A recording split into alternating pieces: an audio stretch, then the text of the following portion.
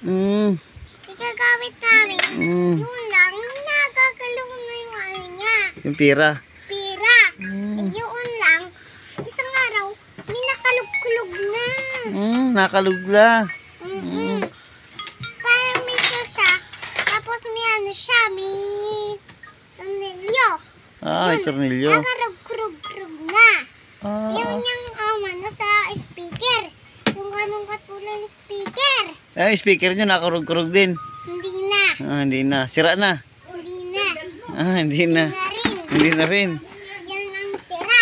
Ito ang sira. Ito ang sira. Tapos, yan. May karugkog. Meron ng pirang nakarugkog. Ito yun. Ito, bagong bili yan. Kaya nasira at nakarugkog. Nasabit yan. Nasabit ko yan dati. Nakarugkog ko yan. Tapos, mga ng tubig. Ayun, ikakapit nga ni mama yan dati. Yun lang, sira na. Nasira na siya. Tapos nasira yung kanyang speaker. Siraan. Tapos yun, sira na. Ay, gagawin pa yan. Gagawin pa. Oho. Babayaran mo kami. Nineng, babayaran mo kami dyan. Nineng, ang galing mo na sa cellphone Magaling ka na sa cellphone?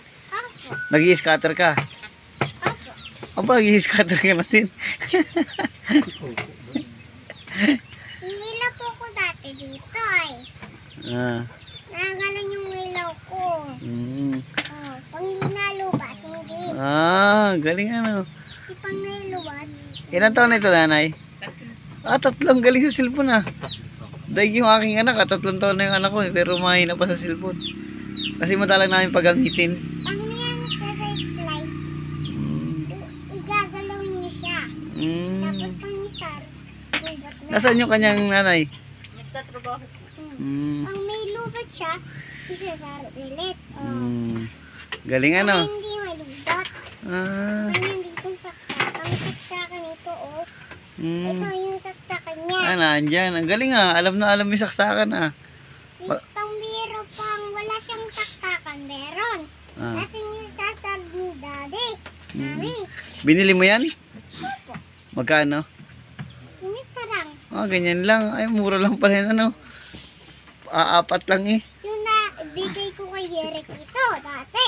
Mamibili na ako. Tito Yerek. Tito. Yung may cellphone na siya. Ah. Igakakawit ko dati yun.